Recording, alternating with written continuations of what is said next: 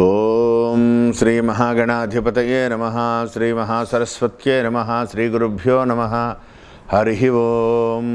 సదాశివసమారంభాం శంకరాచార్యమధ్యమాం అస్మదాచార్యపర్యంతాం వందే గురుపరంపరాం. పరమేశ్వర స్వరూపమైనటువంటి సృష్టికి నమస్కారాలు చేస్తూ ఈ నెల 26 డిసెంబర్ 2019 తేదీ గురువారం మార్గశిర బహుళ అమావాస్య రోజున జరగబోయే కేతుగ్రస్త పాక్షిక సూర్యగ్రహణం గురించి, ఆ యొక్క గ్రహణం వల్ల తీసుకోవాల్సినటువంటి జాగ్రత్తలు, ఆ గ్రహణం ఏ దిశ నుంచి ఏ దిశగా అది మారుతోంది, ఏ నక్షత్రంలో పడుతోంది, దానివల్ల కలగబోయేటువంటి దుష్ప్రభావాలు, మరియు మేషరాశి నుండి మీనరాశి వరకు కూడా ఈ గ్రహణ ప్రభావం ఏ విధంగా ఉందో ఇప్పుడు తెలుసుకుందాం. ముందుగా గ్రహణము 26వ తేదీ ఉదయం హైదరాబాద్ టైంకి అయితే, తెలంగాణ రాష్ట్రాల్లో ఎక్కడైనా సరే ఇంచుమించు ఉదయం 8:11 ప్రారంభమై 11:20 శుద్ధ మోక్షము, మధ్యకాలము గ్రహణము యొక్క మధ్యకాలము 9:38 వరకు, ఉదయం 9:38 వరకు మధ్యకాలం. గ్రహణ శుద్ధ మోక్షకాలం ఉదయం 11:20. అయితే ఇది ఉత్తర ఈశాన్య దిశగా గ్రహణం యొక్క స్పర్శ ప్రారంభమై నైరుతి దిశగా గ్రహణం పూర్తి అవుతోంది. అయితే ఇక్కడ మనం తెలుసుకోవాల్సింది ఏంటంటే, ప్రధానంగా ఈ యొక్క గ్రహణము మూలా నక్షత్రంలో గ్రహణం, ధనుస్సు రాశిలో ఈ గ్రహణం సూర్యగ్రహణం కేతుగ్రస్తమై ఈ యొక్క గ్రహణం పడుతోంది.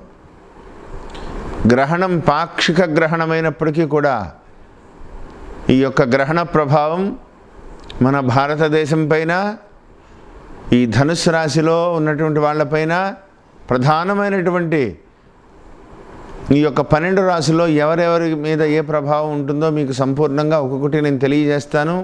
అయితే ఈ గ్రహణం ప్రారంభమైనది లగాయితూ కూడా చాలా జాగ్రత్తగా ఉండాలి. ఎవరూ కూడా, మీ అందరికీ తెలుసున్నదే, గ్రహణాన్ని డైరెక్ట్గా చూడకూడదు. అద్దాల్లో కానీ ఫిలిం పేపర్స్లో కానీ, లేదా ఈ గ్రహణం కోసం ప్రత్యేకమైనటువంటి ఈ యంత్ర సామాగ్రిలో కానీ ప్రత్యేకంగా అలా చూడండి. లేకపోతే కంటికి చాలా ఇబ్బందికరమైనటువంటి పరిస్థితులు కనపడేటువంటి ప్రభావం ఉంది కాబట్టి జాగ్రత్తగా ఉండాలి. అంతేకాకుండా ప్రధానంగా గర్భిణీ స్త్రీలు చాలా జాగ్రత్త వహించాలండి. అందున లేత నెలలు అంటే 3వ నెల నుంచి 6వ నెలల మధ్యలో ఉన్న వాళ్ళైతే చాలా జాగ్రత్తగా ఉండాలి. గ్రహణ సమయంలో కదలకుండా పడుకోవడం చాలా చాలా చాలా అవసరము. ఏదైనా ఇబ్బందికరమైనటువంటి పరిస్థితులు ఉంటే ఎవరు ఏం చేయలేం, భగవంతుడు ఆజ్ఞ. కానీ ఆ సమయంలో మాత్రం గర్భిణీ స్త్రీలైతే, లేత నెలలో ఉన్న వాళ్ళైతే చాలా జాగ్రత్త వహించాలి. ఎక్కడైనా దురద పెట్టినా సరే గోక్కోవడం కూడా మంచిది కాదు. అంటే మనకి శాస్త్రంలో చాలామంది అంటూ ఉంటారు, గ్రహణం ముర్రి ఇలాంటివన్నీ, అలా ఎక్కడ గోక్కుంటే అక్కడ ఆ విధంగా వస్తుంది అని శాస్త్రవచనం పూర్వకాలం నుంచి జరుగుతున్న విధానాలన్నీ కూడా మనం చూస్తున్నాం. కాబట్టి ఆ జాగ్రత్త వహించండి. అంతేకాకుండా గ్రహణం పూర్తి అయిన తర్వాతే, ఏమన్నా గ్రహణాది పూర్తి అయిన తర్వాత మోక్ష స్నానం అయిన తర్వాతే కాఫీ టీలు తాగినా ఏం చేసినా నిలవ ఉన్నటువంటి పదార్థాలను అసలు తినకండి. ఇంట్లో ఆ పచ్చళ్ళ మీద అన్నిటి మీద కూడా దర్భగడ్డిని వేసుకోండి. గ్రహణ సమయంలో పరమేశ్వరుడికి ఇష్టమైనటువంటి ఎవరు ఏ దేవతనైతే ఎవరు ఇష్టపడతారో వాళ్ళు ఉపాసనాపరులైతే ఆ అనుష్ఠానం ప్రకారంగా అన్నీ చేసుకుంటారు.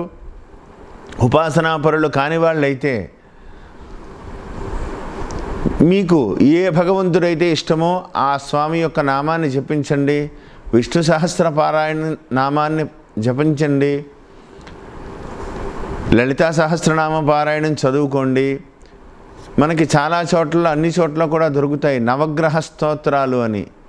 ఆ నవగ్రహ స్తోత్రాలన్నీ కూడా చదువుకోండి. చాలా విలువైనటిది. ప్రాతకాల సమయంలోనే, ప్రారంభ సమయంలోనే, సూర్యోదయ గడియల నుంచి, తర్వాత నుంచి, సూర్యోదయం ప్రారంభించినటువంటి ఇంచుమించు 2 గంటల లోపల ఇది యొక్క ప్రారంభమవుతుంది. సాధకులకు చాలా గొప్పది.